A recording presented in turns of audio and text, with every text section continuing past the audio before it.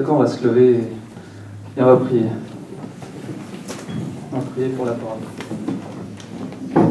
Merci Jésus.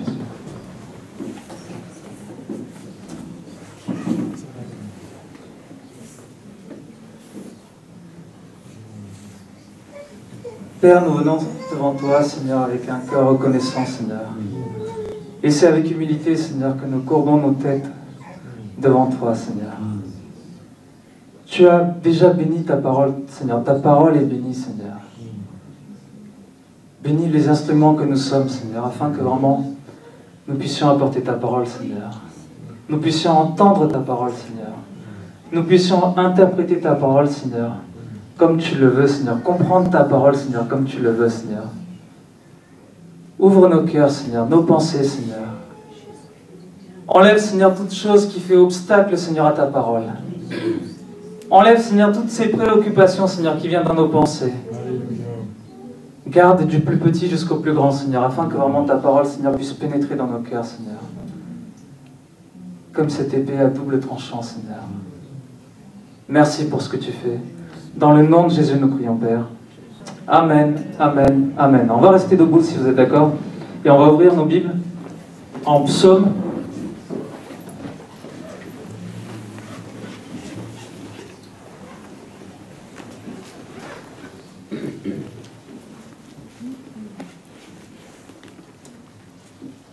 Psaume 90.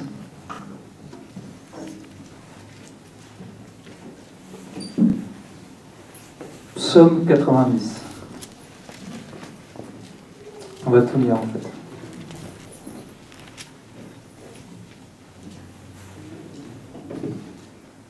Alors ce texte est une prière, et cette prière elle est attribuée à Moïse. On dit que Moïse est l'auteur de cette prière. Et on va la lire ensemble. Psaume 90. Est-ce qu'on peut afficher les versets, s'il vous plaît?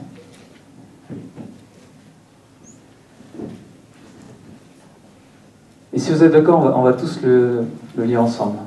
Seigneur, tu as été notre demeure de génération en génération. Alors c'est affiché ici et derrière aussi. Seigneur, tu as été notre demeure de génération en génération. Avant que les montagnes fussent nées et que tu eusses formé la terre et le monde, d'éternité en éternité, tu es Dieu. Tu fais retourner l'homme jusqu'à la poussière et tu dis, retournez, fils des hommes. Car 1000 ans à tes yeux sont comme le jour d'hier quand il est passé, et comme une veille dans la nuit. Comme un torrent tu les emportes, ils sont comme un sommeil, au matin comme l'herbe qui reverdit. Au matin elle fleurit et reverdit, le soir on la coupe et elle sèche. Car nous sommes consumés par ta colère, et nous sommes épouvantés par ta fureur. Tu as mis devant toi nos iniquités, devant la lumière de ta face, nos fautes cachées. Car tous nos jours s'en vont par ta grande colère, nous consumons nos années comme une pensée. Les jours de nos années montent à 70 ans, et si à cause de la vigueur, ils vont à 80 ans. Leur orgueil encore est peine et vanité, car notre vie s'en va bientôt, et nous nous envolons. Qui connaît la force de ta colère, et selon ta crainte, ton courroux? Enseigne-nous ainsi à compter nos jours, afin que nous en acquérions un cœur sage. Éternel, retourne-toi, jusqu'à quand, et repens-toi à l'égard de tes serviteurs. Rassasie-nous au matin de ta bonté, et nous chanterons de joie, et nous nous réjouirons tous nos jours. Réjouis-nous selon les jours où tu nous as affligés, selon les années où nous avons vu des maux. Que ton œuvre apparaisse à tes serviteurs et ta majesté à leurs fils, et que la gratuité du Seigneur, notre Dieu, soit sur nous et établisse sur nous l'œuvre de nos mains. Oui, l'œuvre de nos mains, établis-la. Amen. Amen, amen, amen. Alors là, on a lu la version Darby, comme c'est indiqué en bas. Si vous avez aussi la version Louis II, vous pourrez voir. Les paroles changent, mais le sens est le même. Amen. On peut reprendre place.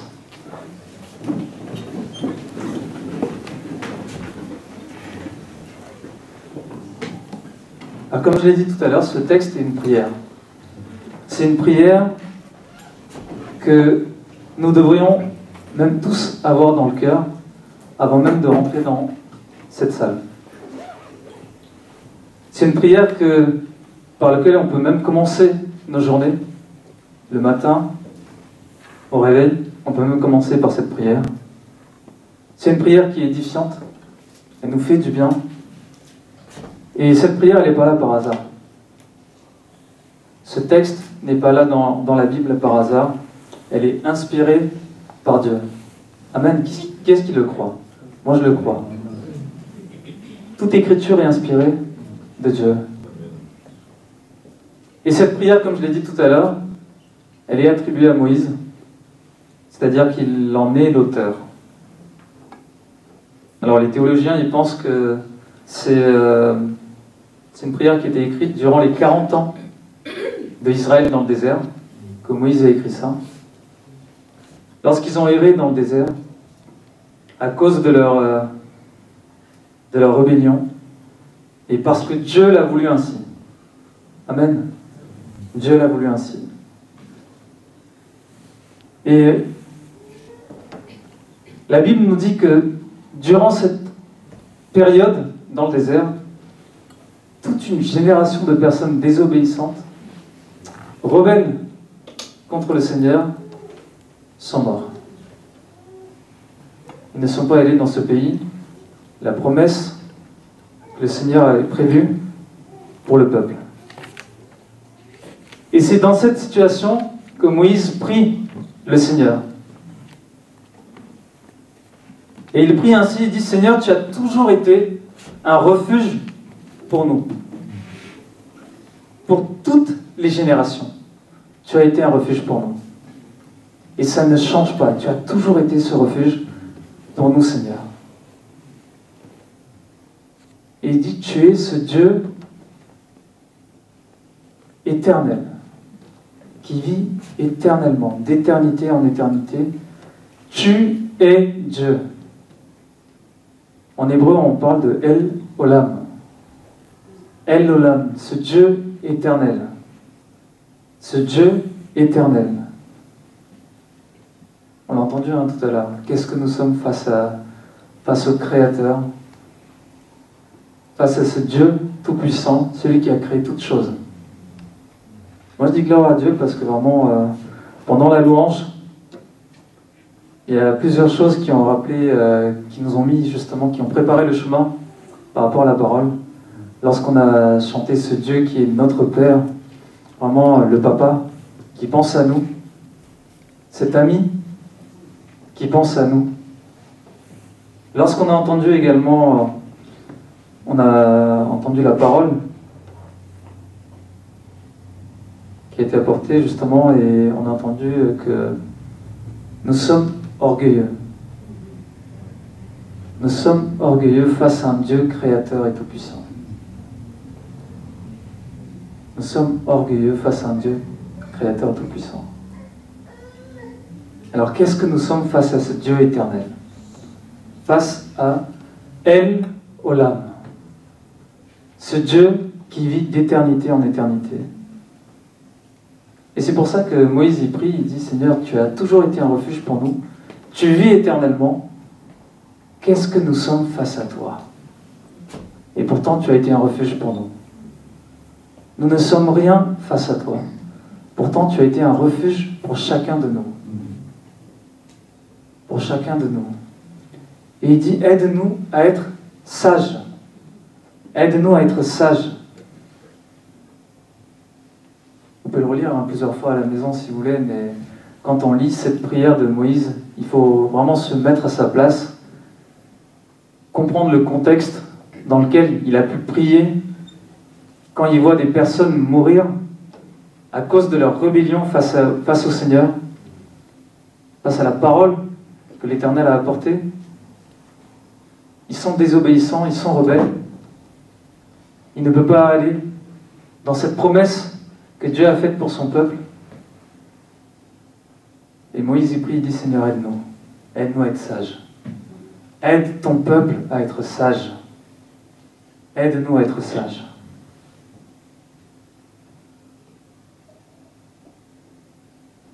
C'est une prière qui est poignante. Et on voit aussi le cœur de l'homme de Dieu dans cette prière. Le cœur de l'homme de Dieu. Alors à partir de ce texte, on va voir plusieurs points. Et l'intitulé du message, c'est la crainte de l'Éternel. La crainte de l'Éternel. La crainte de ce Dieu, El Olam. L'Éternel. On va voir plusieurs points. Pourquoi craindre Dieu? Qu'est-ce que la crainte? Comment l'appliquer dans la vie de tous les jours et en particulier dans son œuvre qu'est l'Église? Amen.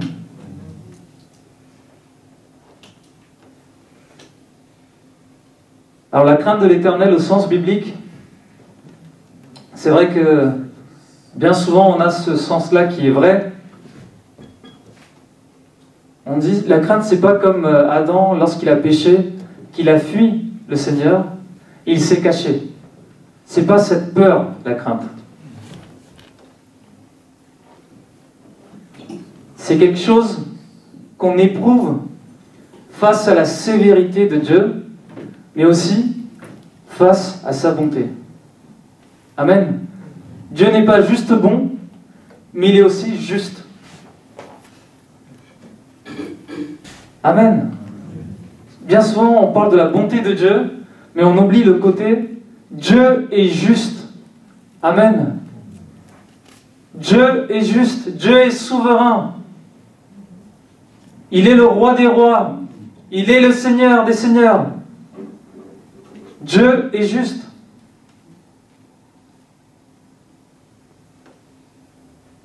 Pourquoi craindre Dieu? Pourquoi on doit craindre Dieu? Alors là, maintenant la question elle est pour vous. Tout le monde peut participer. Pourquoi on doit craindre Dieu? Dites-moi. Allez-y. Parce qu'il est saint. Parce qu'il est saint, on l'a chanté tout à l'heure. Il est saint. Pourquoi craindre Dieu? Parce qu'il est tout puissant. Ça dit quelque chose, mais je ne l'entends pas. C'est une marque de respect aussi. Pourquoi craindre Dieu? Parce qu'il est Dieu. Et nous, des hommes. Pourquoi on doit craindre Dieu? Non, on ne sait pas. Parce qu'il est souverain. Parce qu'il est souverain. Pourquoi on doit craindre Dieu?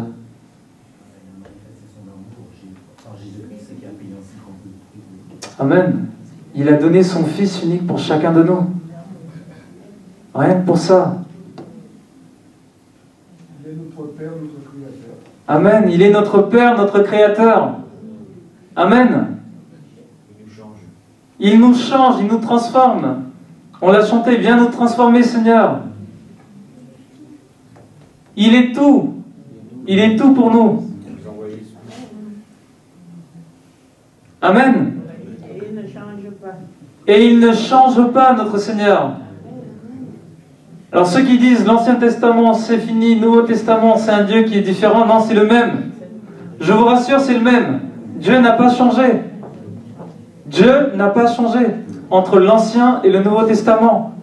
Dieu n'a pas changé. Amen. Bien souvent, on voit ce Dieu redoutable que les Israélites avaient peur de lui. Ils avaient peur de s'approcher de cette montagne. Lorsqu'ils entendaient le son des trompettes,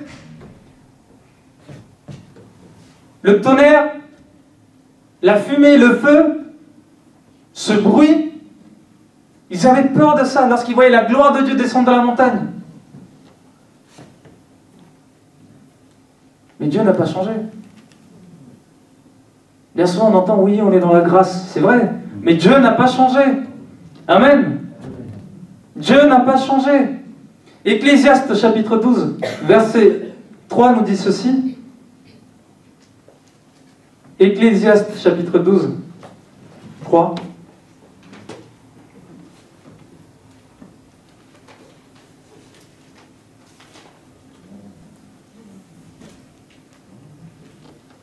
Pardon, c'est 13. 13 nous dit ceci.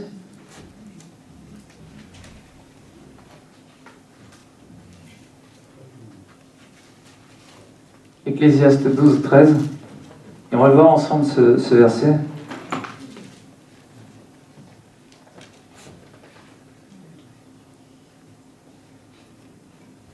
Ah.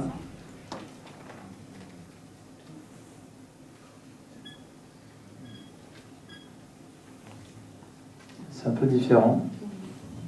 Mais moi, ce que j'ai, il y a peut-être un décalage sur l'Ecclésiaste. Moi, ce que j'ai, c'est écoutons la conclusion et tout le discours. Crains Dieu et observe ses commandements. C'est là ce que doit faire tout homme. Amen. Là, on l'a en 15. Ok. Crains Dieu et observe ses commandements. C'est là ce que doit faire tout homme. C'est-à-dire que c'est notre devoir. Pourquoi on doit craindre Dieu? Parce que c'est notre devoir. C'est notre devoir. C'est là ce que tout homme doit faire. C'est une obligation. On n'a pas le choix. C'est notre devoir. Vous savez, l'Ecclésiaste, ça commence par vanité des vanités. Il faut vivre comme on peut, comme on veut. Au final, il va dire non, ça sert à rien. Mais à la fin, ça termine par écoutons la fin du discours. Et il dit crains Dieu. Crains le Seigneur. C'est là ce que tout homme doit faire. Observe les commandements de Dieu. On doit tous faire ça. Il n'y a pas d'exception. C'est pas parce qu'on est sauvé par la grâce qu'on dit moi, j'ai pas besoin de craindre Dieu, maintenant c'est mon pote. C'est pas ça. Hein. C'est pas notre copain. Dieu reste Dieu. Amen. Dieu reste Dieu et son œuvre reste son œuvre à lui. Amen. Ecclésiaste 12, 13 ou 15 comme on l'a vu. Crains Dieu et observe ses commandements. C'est là ce que doit faire tout homme. Malachie, chapitre 3, verset 5 nous dit ceci.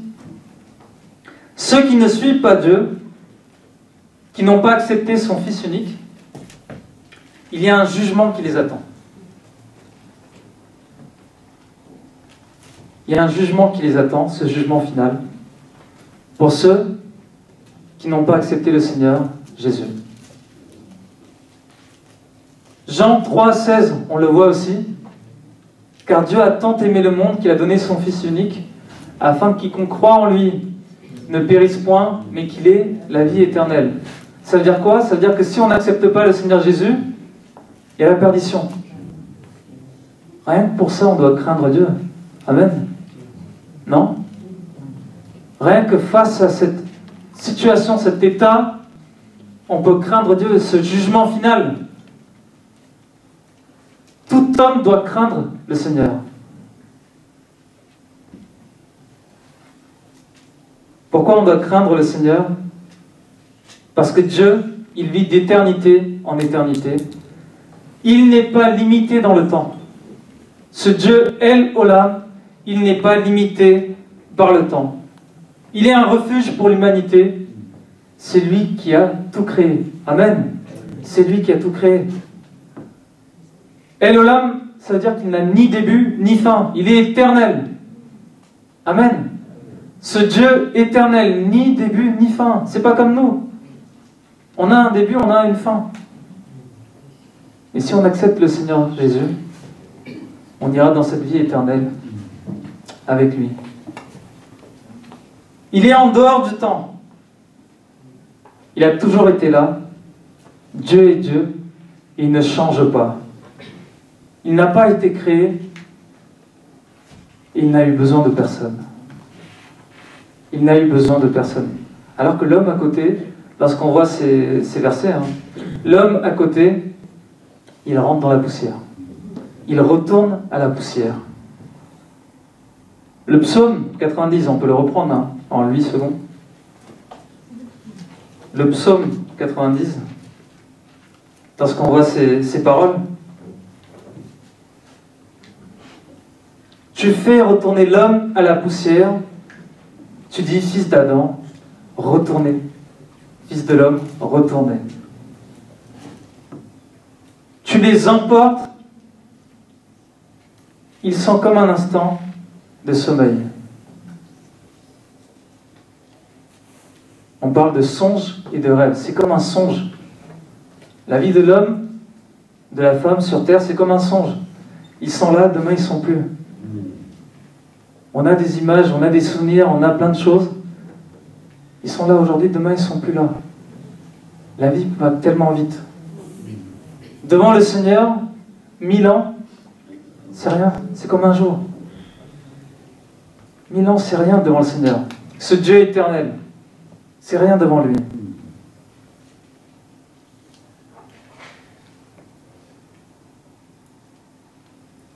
Le psaume 90 nous dit encore,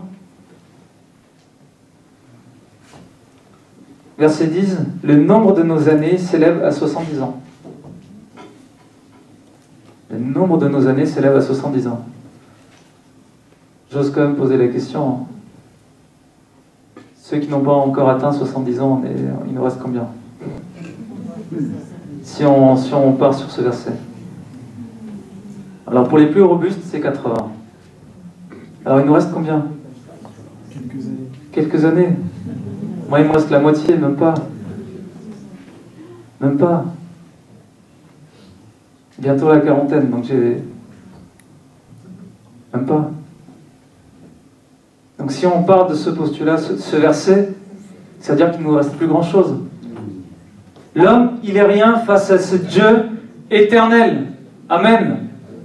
On n'est rien face à ce Dieu éternel. Ce Dieu tout-puissant, comme on l'a entendu. Ce Dieu créateur. Ce Dieu qui existe d'éternité en éternité. Vous savez, les démons craignent le Seigneur. Et ils tremblent devant lui. David, il dit, ce Dieu est redoutable. Dieu est redoutable. Il est tout-puissant.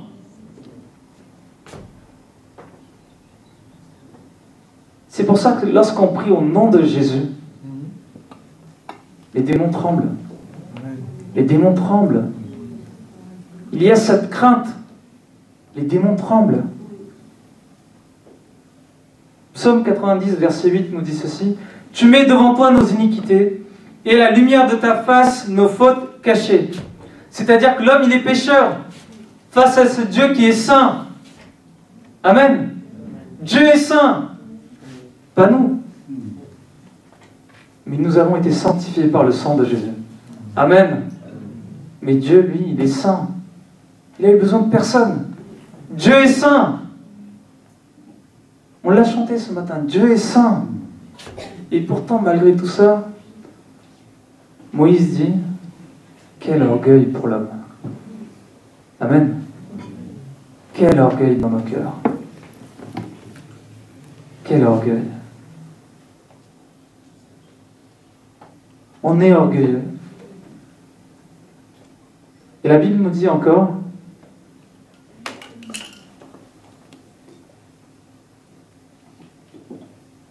que tout ce qu'on tire de cet orgueil, c'est peine et misère. Psaume 90. Tout ce qu'on tire de cette vie orgueilleuse, c'est peine et misère. Peine et misère. Mais Dieu nous fait grâce. Dieu fait grâce à tout le monde. Dieu donne le soleil à tous. Dieu donne sa bénédiction à tous. Ceux qui saisissent l'opportunité, ceux qui saisissent cette grâce de Dieu.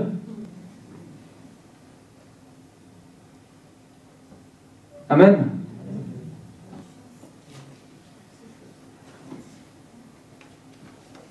Galates 6, verset 3 nous dit ceci. Galates 6, verset 3. Si quelqu'un pense être quelque chose, quoi qu'il ne soit rien, il s'abuse lui-même. Mon frère, ma soeur, si quelqu'un pense être quelque chose, quoi qu'il ne soit rien,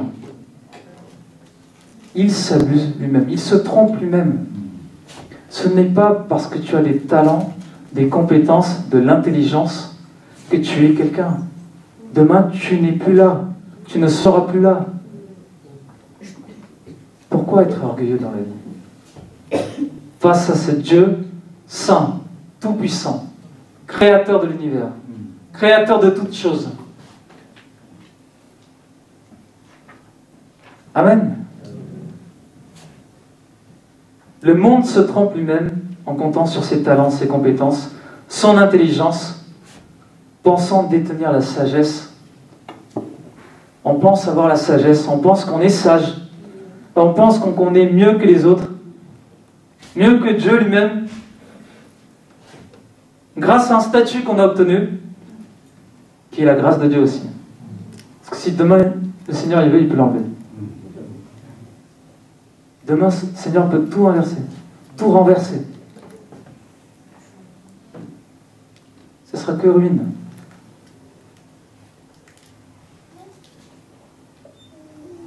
Proverbe 26, verset 12 nous dit ceci. Proverbe chapitre 26, verset 12. Et je pense qu'on va se le dire entre nous aussi. Proverbe 26, verset 12. Si tu vois un homme qui se croit sage, il y a plus à espérer d'un insensé que de lui. Amen. Si tu vois un homme qui se croit sage, il y a plus à espérer d'un insensé que de lui. Ça veut dire quoi? Celui qui compte sur sa propre sagesse, ça ne sert à rien. Mais celui qu'on croit être un insensé, mais qui compte sur la grâce de Dieu, il y a plus à espérer de lui que d'un homme qui se croit sage. Amen. Que d'un homme qui se croit sage.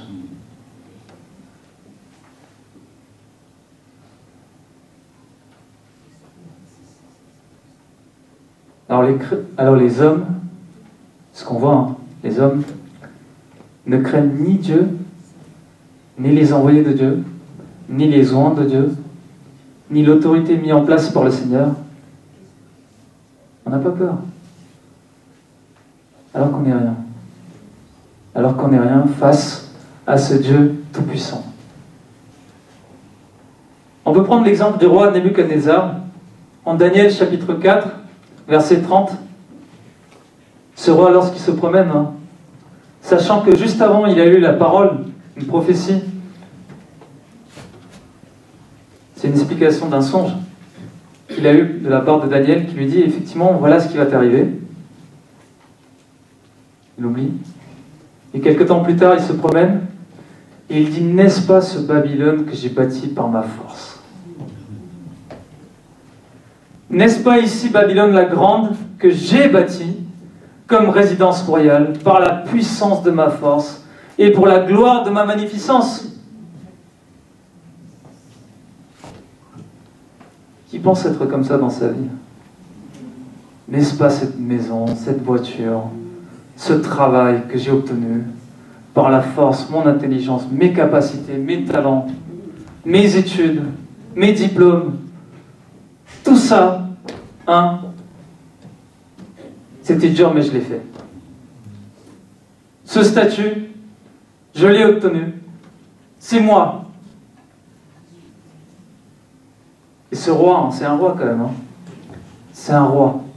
Et on parle de Babylone à cette époque-là, vraiment d'un empire qui est assez, avec ce roi qui était assez puissant.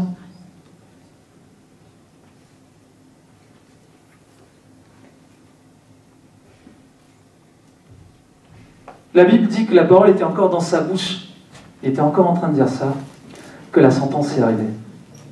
La sentence, elle tombe, et elle est très dure.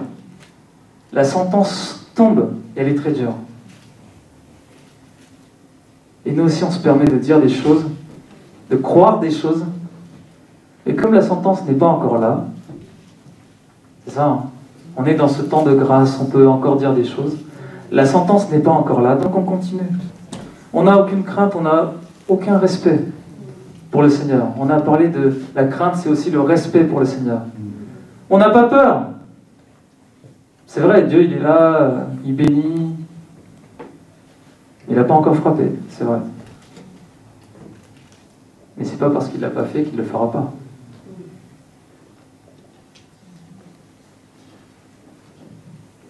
Daniel 4, verset 34 nous dit ceci. Après le temps marqué, moi, Nebuchadnezzar, je levai les yeux vers le ciel. Il a été puni, corrigé par le Seigneur. Et après ce temps marqué, il a levé les yeux vers le ciel. Ça veut dire quoi? Ça veut dire que jusqu'à là, il levait juste la tête et ses yeux regardaient en bas. Ses yeux regardaient en bas. Vous savez, c'est un regard qui est différent. Hein. On lève la tête et on regarde comme ça. Bon, peut-être un peu comme moi, donc je vais descendre là. Comme ça, là, on se voit. On lève la tête et on regarde comme ça. Un peu de haut. Et là, il lève les yeux et la tête vers le haut. Et il sait qu'il y a quelqu'un bien plus grand que lui au-dessus. Amen. Il y a ce Dieu créateur et tout-puissant au-dessus de lui. Et lui, il n'est rien face à lui. Lorsqu'il lève les yeux vers le ciel, lorsqu'il fait cette action vers le Seigneur, la raison lui revient. Amen. La raison me revint. C'est ce qu'il dit ce roi. Lorsque j'ai fait ça, la raison me revient. J'ai béni le Très-Haut. J'ai loué et glorifié celui qui vit éternellement. El Olam. Éternellement. Celui dont la domination est une domination éternelle et dont le règne subsiste de génération en génération. Il se dit, je ne suis rien face à ce Dieu tout-puissant. Amen. Ce Dieu tout-puissant. Ce roi prend conscience de Dieu, El Olam, le Dieu qui vit éternellement, dont la domination éternelle et le règne éternel. Psaume 90, verset 12 nous dit encore, « Enseigne-nous à bien compter nos jours, afin que nous appliquions notre cœur à la sagesse. » Mon frère, ma sœur, nous qui sommes enfants de Dieu, que le Seigneur nous aide à bien compter nos jours. Ça veut dire que nos jours sont limités. Il y a une fin, mais on ne connaît pas. Ce n'est pas parce que là on dit on va compter nos jours qu'on sait ce qui nous reste. Ça veut dire quoi compter alors? Si on ne sait pas ce qui nous reste. Si on ne sait même pas si la seconde suivante on sera là. S'il y a une guerre, s'il y a quelque chose qui tombe, la seconde suivante, tout disparaît. Ça veut dire quoi compter? Enseigne-nous à bien compter nos jours. Ça signifie, Seigneur, rappelle-moi. Seigneur, rappelle-moi que je suis limité. Que je ne prenne pas ce statut, cette tête haute. Que je ne sois pas orgueilleux dans ma vie. Tu es Dieu et je ne suis qu'un homme. Amen. Tu es ce Dieu redoutable, tout-puissant, et je ne suis qu'un homme. Je ne suis qu'un homme. Rappelle-moi, Seigneur, que je ne puisse pas me tromper à moi-même en disant que je suis capable de faire des choses ou que j'ai été capable de faire des choses. C'est la grâce de Dieu. Amen. C'est la grâce de Dieu. Que je prenne conscience que ce roi, c'est toi, Seigneur. Tu es Seigneur. Tu es éternel. Moi, je suis limité et j'ai une durée. Moi, je suis limité, Seigneur. Et que durant tout ce temps qui me reste, je dois appliquer mon cœur à la sagesse. Mon cœur à la sagesse. Pas être orgueilleux, mais rechercher la sagesse. Psaume 111, verset 10 nous dit « La crainte de l'Éternel est le commencement de la sagesse. » La crainte de l'Éternel est le commencement de la sagesse. Donc, premièrement, on voit pourquoi craindre Dieu. Parce que nous sommes limités. Parce que nous sommes tellement petits face à ce Dieu tout-puissant. Ce Dieu immense. Ce Dieu si grand. Ce Dieu qui vit éternellement. Ce Dieu qui a créé toutes choses. Nous ne sommes rien face à lui. Alors qu'est-ce que la crainte? On doit craindre Dieu, mais comment? Et qu'est-ce que la crainte? Alors la crainte, c'est vrai, on l'a dit tout à l'heure, c'est pas le fait fuir devant le Seigneur et se cacher à cause des péchés. Mais la crainte, c'est quoi? Bien souvent, on entend ça. La crainte, c'est pas la peur, c'est le respect qu'on doit avoir avec Dieu. C'est vrai. La crainte, c'est pas l'angoisse devant le Seigneur. Il faut pas. C'est vrai. Mais à force de dire ça, on n'a plus peur de Dieu. On n'a plus peur de Dieu. On dit, Seigneur, je te respecte, mais respecte-moi. C'est ça. Hein. Seigneur, toi, je te respecte, mais tu me respectes aussi. J'ai ma zone, tu as ta zone. Quand je viens dedans, je ferai ce qu'il faut, mais dès que j'en sors, reste à ta place. On se respecte mutuellement, c'est ça. Hein. On est dans cette société, il faut se respecter mutuellement. Donc on met ça aussi avec Dieu, en disant, Seigneur, je te respecte, respecte-moi. Non, c'est pas ça la crainte, mon frère, ma soeur. C'est pas ça. On a tellement entendu, Dieu est bon. Dieu, c'est un Père qui nous aime. Jean 3,16. Dieu, il nous aime. Donc l'humanité devient, je dirais, des enfants, désolé pour le terme, des enfants pourris et gâtés.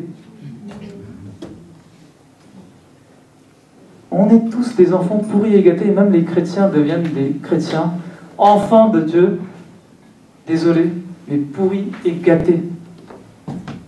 Ça veut dire tellement gâtés qu'on ne sait plus nos limites. On a pris la confiance, c'est ça. Hein.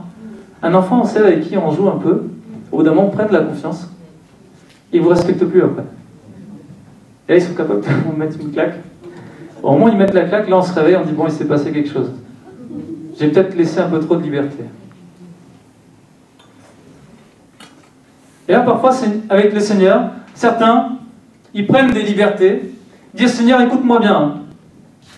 C'est toi qui m'as mis dans cette situation. Tu gères.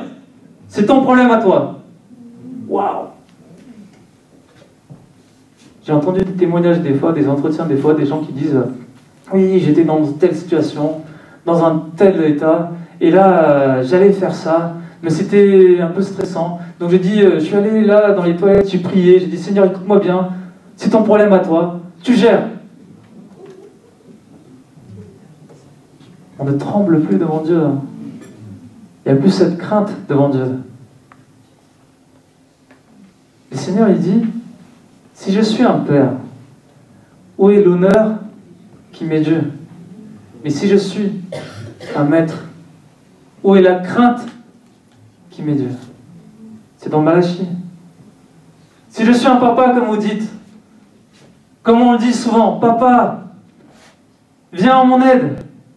Où est son honneur? Mais ici on dit Seigneur, c'est toi mon Seigneur, je crois en toi. Et on dit que ça, Seigneur, Seigneur, Seigneur. Mais tout ce qu'ils disent, toutes les personnes qui disent Seigneur, ils ne vont pas forcément là-haut. Hein. Si je suis Seigneur, si je suis maître, où est la crainte qui m'est Dieu? Et ce matin, c'est la question que le Seigneur veut poser à son assemblée, à chacun de nous. Si je suis ton papa, où est mon honneur? Si je suis ton maître, où est la crainte qui m'est Dieu? On vient au Seigneur, on se présente au Seigneur comme on veut. On vient dans des temps d'intimité avec le Seigneur, on dit bon, c'est comme ça. On se présente un peu comme on veut. À la légère, on prend à la légère les choses. On vient dans son assemblée, on se présente comme on veut, on fait les choses à la légère. On n'a plus aucune crainte de Dieu. On n'a plus aucune crainte, on se dit c'est le temps de la grâce. C'est la grâce. Ah bon? Dieu il a changé. Donc on peut faire ce qu'on veut.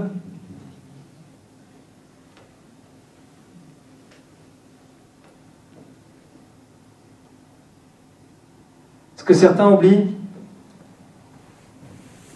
surtout nous les chrétiens, Dieu il est patient. Dieu il est très patient. Mon frère, ma soeur, Dieu est patient. Mais il y a des limites. Alors ne jouons pas à ce jeu avec le Seigneur.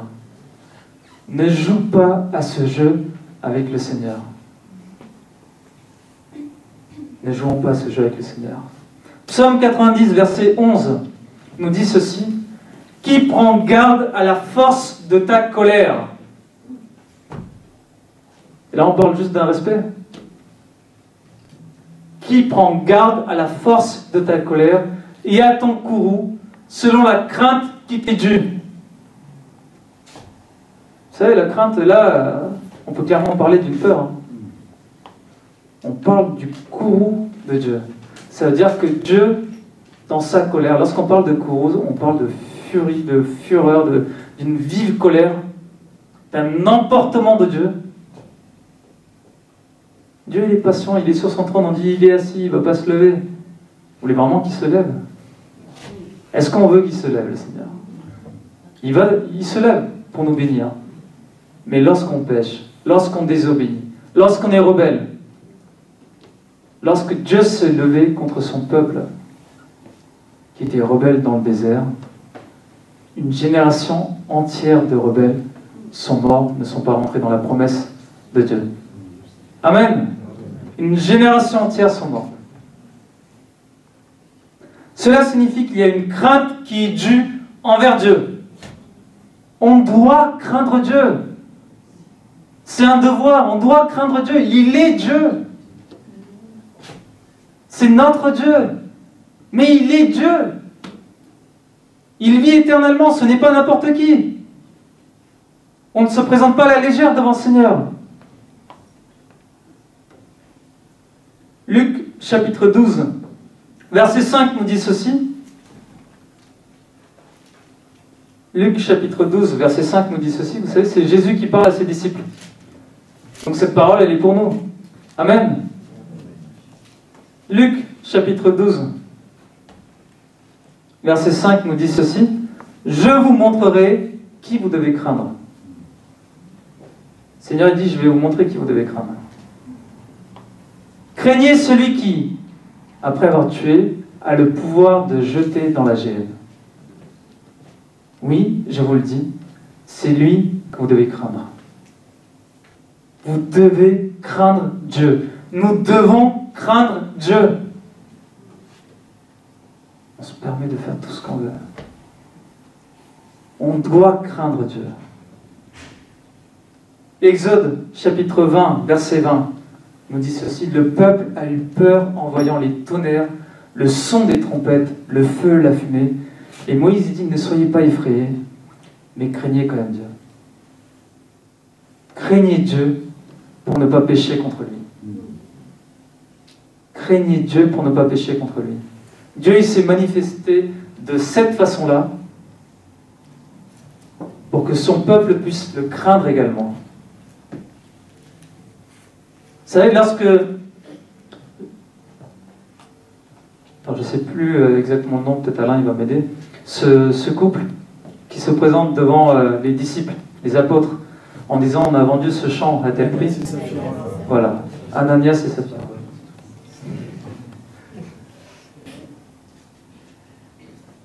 C'était leur champ à eux. C'est leur argent qu'ils donnent. C'est l'Église. Ils font ce qu'ils veulent, mais ils ont menti. Ils ont menti, ils sont morts sur place. Sa femme, elle arrive, elle ment aussi. Ils sont morts sur place. C'est de l'Ancien Testament, c'est ça, hein? C'est de l'Ancien Testament? Ah! Amen. Le Saint-Esprit était là. Le Saint-Esprit était là. Et on néglige le Saint-Esprit aussi. Mon frère, ma soeur, dans l'Église, le Saint-Esprit est là. Quelle est notre attitude, notre comportement, notre témoignage dans l'assemblée des saints? Amen. Le mari, il est venu, il a menti, mort sur place. La femme, elle vient, elle ment, mort sur place. On va t'enterrer au même endroit. Ils sont partis. Pourtant, c'est leur champ, leur argent. Ils auraient pu juste dire, on donne que ça. Mais ils ont menti. Et ils sont morts. Craignez celui qui peut vous jeter dans la géhenne. Amen. on n'a plus de crainte de Dieu.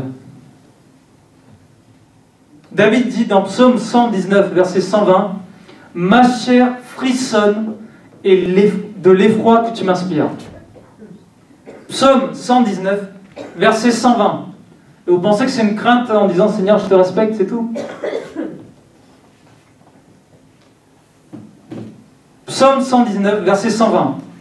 « Ma chair frissonne de l'effroi que tu m'inspires. Et je crains tes jugements. » Amen. Je crains tes jugements. David, il en tremblait. David, il en tremblait. Est-ce que ça veut dire qu'il a eu très peur de Dieu, qu'il a fui, qu'il s'est caché? Non. C'est pas ça. Il respecte le Seigneur pour qui il est. Il est Dieu. Il est le Créateur. Il est le Tout-Puissant. Il est capable de tout. Il est capable de juger à l'instant même. Si on ne se détourne pas de nos mauvaises voies. On a la preuve, c'est l'Église primitive, avec Ananès et Saphira. Mais on n'a plus cette crainte, parce que la sentence n'est pas encore arrivée. Mais si elle arrive, elle sera terrible. Nebuchadnezzar a ordonné, Daniel 6, verset 26, Daniel chapitre 6, verset 26, ce roi qui a été humilié par le Seigneur, par Dieu lui-même, lorsqu'il lève les yeux et que la raison lui revient, par la suite, Nebuchadnezzar, chapitre 6, verset 26, il ordonne la crainte et la frayeur face au Dieu de Daniel. Amen. J'ordonne que dans toute l'étendue de mon royaume, j'ordonne, c'est un ordre, j'ordonne que dans toute l'étendue de mon royaume, on ait de la crainte et de la frayeur pour le Dieu de Daniel. Lui, il en a eu peur. J'ordonne qu'on ait de la crainte et de la frayeur pour le Dieu de Daniel. Jérémie 5, chapitre 5, verset 22 nous dit ceci. Jérémie chapitre 5, verset 22 nous dit ceci. « Ne me craindrez-vous pas, dit l'Éternel, ne tremblerez-vous pas devant moi. » Lorsqu'on se tient devant le Seigneur, comment on se tient? Et Dieu, il dit, vous êtes sûr que vous n'allez pas me craindre? Vous n'allez pas trembler? Regardez vos comportements, regardez vos agissements.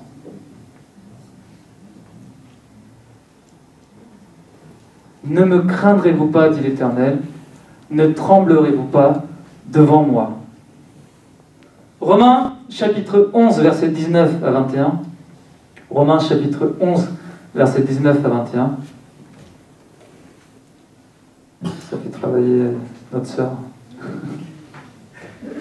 Romains chapitre 11, verset 19 à 21 dit ceci. On parle d'Israël.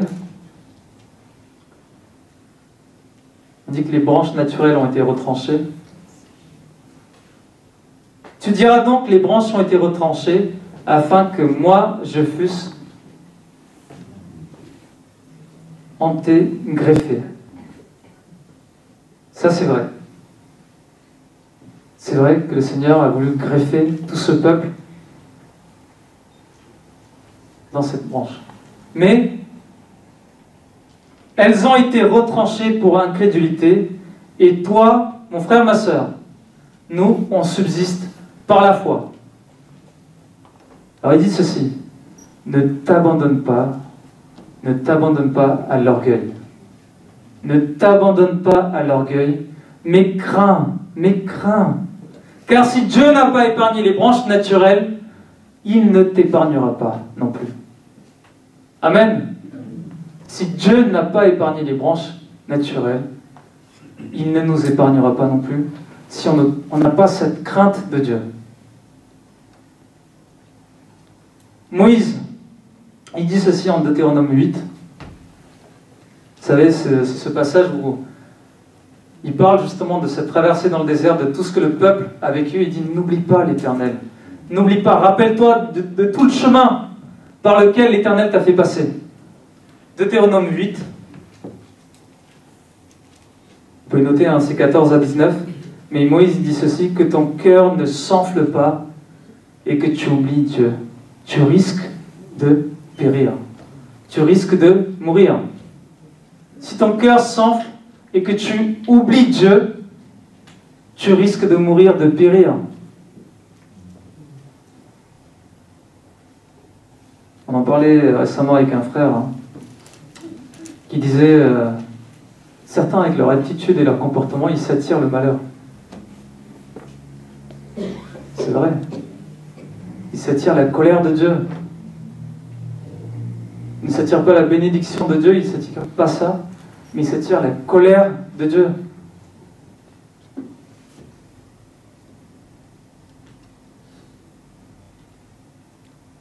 Ce n'est pas juste un simple respect pour le Seigneur. Les démons tremblent. David est saisi d'effroi devant le Seigneur. Parce que ce n'est pas n'importe qui. Comment on se tient devant le Seigneur? Comment on vient au Seigneur? On est habitué, ça va, on chante, on loue, on lève les mains, on danse. Tout va bien, c'est ça. Mais la présence de Dieu est là. Amen. La présence de Dieu remplit son assemblée. Ceux qui sont sensibles à ça, ils ressentent la présence de Dieu. Amen. Et ceux qui sont insensibles, c'est avec le Seigneur. Ceux qui ne craignent pas le Seigneur rendront compte avec Dieu. Alors comment appliquer la crainte dans nos vies? Comment on peut appliquer cette crainte dans nos vies? Se souvenir de Dieu dans nos projets. Amen. Se souvenir de Dieu dans nos projets, nos décisions, nos choix, nos paroles, notre attitude. Psaume 128, verset 1 nous dit ceci. Heureux tout homme qui craint l'Éternel et qui marche dans ses voies. On craint l'Éternel et on marche dans ses voies. Et là, il y a une bénédiction qui en découle. Ta femme, elle est comme une vigne dans ta maison. Tes enfants sont comme les plantes d'olivier autour de ta table. Il y a une grande bénédiction pour cette famille. Amen. L'homme qui craint l'Éternel et qui marche dans ses voies, il y a une bénédiction pour sa famille. Psaume 112, verset 1 nous dit ceci. Heureux l'homme qui craint l'Éternel et qui trouve un grand plaisir à ses commandements. Qui aime les commandements de Dieu. Qui veut marcher selon sa parole. Pour quelqu'un qui est loin de Dieu, pour quelqu'un qui n'a pas accepté le Seigneur, craignez le jugement. Craignez le Seigneur parce que derrière il y a un jugement. Si vous n'acceptez pas le Seigneur, Jésus, c'est certain, il y a un jugement. On passe dedans, il y a la seconde mort qui arrive. La seconde mort qui arrive. Et Dieu, il n'a pas voulu ça. C'est pour ça qu'il a donné son Fils unique.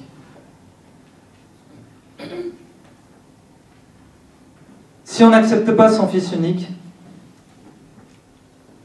on va périr. C'est ce que dit Jean, chapitre 3, verset 16. Bien souvent, on lit ce verset en disant « c'est tout beau, c'est tout bien », mais derrière, il y a quand même un avertissement. Si tu crois au Fils, tu as la vie. Mais si tu ne crois pas, tu vas périr. Donc celui qui n'a pas accepté le Seigneur, qui ne croit pas en son Fils, Jésus-Christ, il se dirige vers cette perdition. Et il n'y a aucune autre solution que ça. Tu ne peux pas vivre ta vie comme bon te semble. Selon cette époque, la société craint Dieu, celui qui a créé toutes choses. Et pour nous chrétiens, comment appliquer la crainte dans nos vies? Où est notre crainte? Est-ce seulement un simple respect envers Dieu en disant « Seigneur, je te respecte » ? Si on a réellement de la crainte pour Dieu, Alors où est la crainte pour son œuvre? L'Église, ce n'est pas l'œuvre d'un homme. L'Église, c'est l'œuvre de Dieu. Son Fils a donné sa vie. Nous avons été rachetés à un grand prix. On peut craindre le fait qu'il y ait eu un mort. Nous sommes là, nous sommes sauvés parce que Jésus a donné sa vie. Il n'y avait aucune autre solution. Jésus devait donner sa vie pour chacun de nous. Il en est mort. Notre Dieu est juste et redoutable. Amen. Dieu est juste et redoutable. Les hommes de Dieu craignent le Seigneur. Les enfants de Dieu craignent le Seigneur. Ils ont cette crainte de Dieu. Ce n'est pas juste un simple respect. On en tremble devant le Seigneur, devant sa présence, devant sa sainteté. Lorsque Isaïe il a eu cette vision de Dieu, il a eu peur. Il a dit, Seigneur, je vais mourir, c'est bon. C'est ma fin. Tu es saint. Il entendait ça en plus. Saint, saint, saint est l'Éternel. On est devant un Dieu très saint. Amen.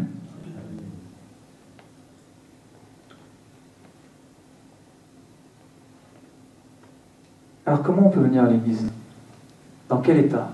Dans quelle attitude? Quel comportement? Quelle est l'importance qu'on donne à son œuvre qu'est l'église? On vient pour le pasteur, pour les frères qu'on aime bien, pour les sœurs qu'on aime bien. C'est ça. Mais on vient pour le Seigneur qui est là. Amen. D'abord, c'est pour lui. On vient parce que Dieu est là. Là où 2, 3 sont réunis en son nom, Dieu est là. C'est pas le frère qui prêche devant. C'est pas l'équipe pastorale. C'est pas les frères et sœurs qu'on aime bien. C'est vrai qu'on aime être ensemble dans la communion fraternelle. Mais cette communion fraternelle nous pousse à rechercher Dieu. Amen. On est unis ensemble, pas juste pour dire on est content, on est joyeux. On est unis ensemble dans le nom du Seigneur. Et en son nom, là où 2 ou 3 sont réunis, Dieu est là. Son esprit est là. Amen. Alors on vient à l'église en faisant la tête, parfois. Parfois on peut même parler mal de l'église. Aucun souci. Vous savez, Satan il a commencé par la médisance. Le péché est rentré par là. Il pensait... les gens pensaient que vraiment Satan Adam et Ève, lorsqu'ils étaient devant Satan, et lorsqu'il lui dit, est-ce que Seigneur, il a vraiment dit ça? Est-ce que tu penses que c'est vraiment ça? Est-ce que tu crois que c'est vraiment ça? Le serpent est rusé.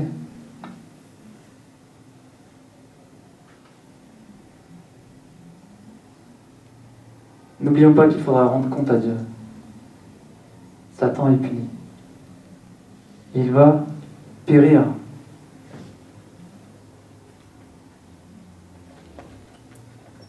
Quand on vient à l'église, on vient pour Dieu. Amen. Quand on vient à l'église, on vient pour Dieu. Quand on vient dans son œuvre, on vient pour le Seigneur. On se prépare pour ça. Nos cœurs et nos pensées pour ça. Et lorsqu'on vient à l'église, on vient aussi voir nos bien-aimés. Tous ceux qui sont dans le Seigneur. Il n'y a pas de favoritisme, il n'y a pas de j'aime ceci, j'aime pas cela. On est ensemble avec le Seigneur. Soumis sous la même autorité, le même berger, le bon berger. Amen. La Bible dit que le Seigneur ajoute chaque jour les âmes à son église. Si tu es dans cette église, mon frère, ma soeur, si tu es dans l'église locale là où tu es, ce n'est pas toi qui s'est ajouté dedans. C'est le Seigneur qui t'a ajouté dedans. Ce n'est pas parce que tu l'as voulu, mais parce que Dieu l'a voulu ainsi. Alors là où tu es, dans ton église, est-ce que tu as la crainte?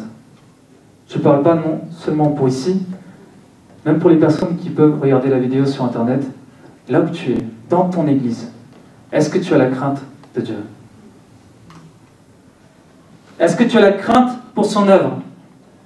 Est-ce que tu as le respect pour l'autorité que Dieu a placée? David craignait loin de Dieu. David, il avait cette crainte pour loin de Dieu. Bien que Saul, il s'est retourné de Dieu, il s'est éloigné de Dieu,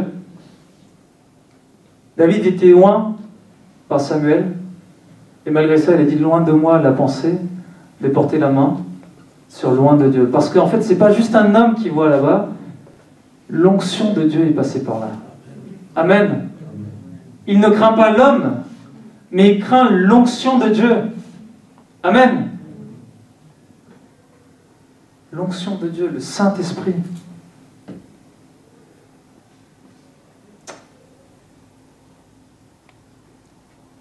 C'est dans 1 Samuel 26, verset 11, si vous voulez noter la référence.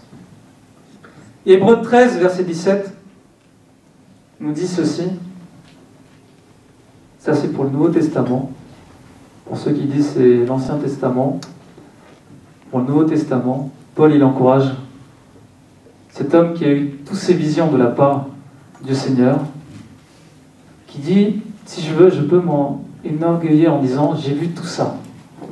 Mais je suis tellement faible face à ce Dieu tout-puissant. C'est lui qui me fortifie. Et Paul, il dit ceci. Hébreux 13, verset 17. Est-ce qu'on peut l'afficher? Hébreux 13, verset 17.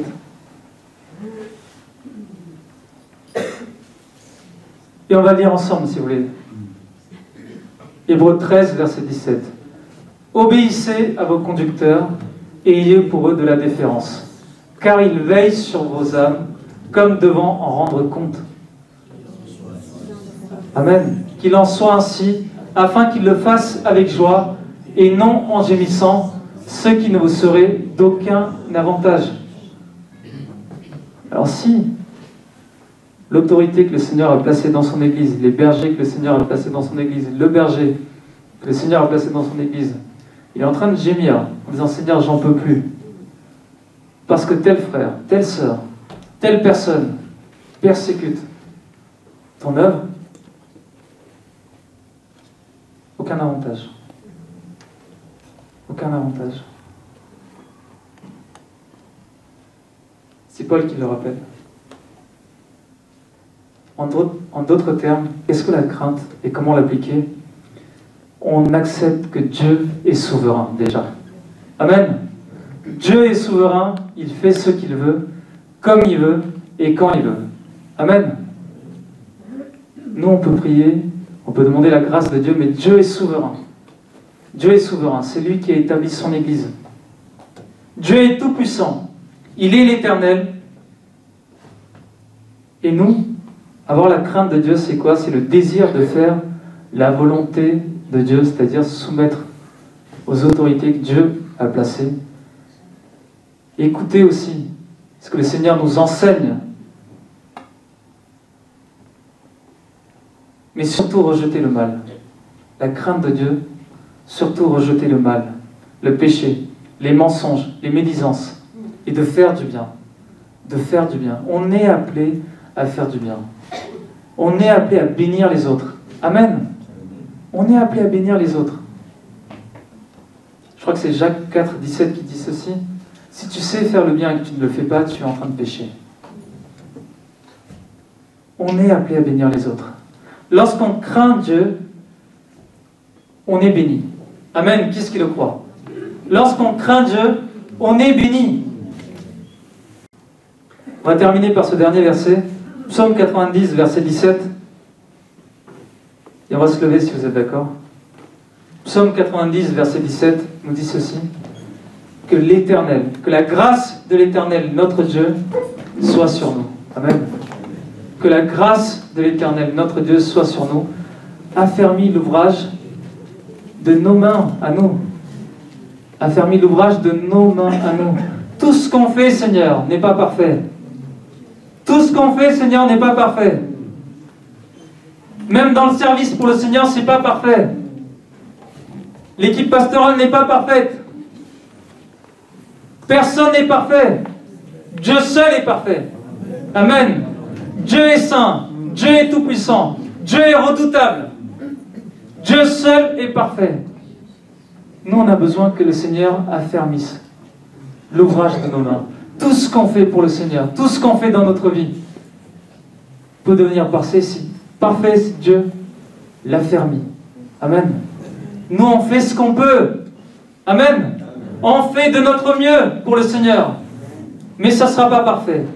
Ça sera parfait par la grâce de Dieu. Ça sera parfait lorsque Dieu intervient dans l'ouvrage de nos mains. Amen. Notre couple, notre famille, nos projets, tout peut devenir parfait lorsque Dieu l'affermit. Dieu est capable d'affermir l'ouvrage de nos mains. Amen. Craignons le Seigneur, craignons l'Éternel, craignons ce Dieu, El Olam, qui existe d'éternité en éternité. Amen. Alléluia. Merci Jésus. Merci Seigneur. Père, c'est une grâce, Seigneur, que tu nous accordes, Seigneur, encore une fois. Et tu nous rappelles, Seigneur, à quel point, Seigneur, il est indispensable de te craindre. C'est un devoir, Seigneur. C'est notre devoir de te craindre. Seigneur, nous te demandons pardon. Toutes les fois, Seigneur, nous avons manqué, Seigneur.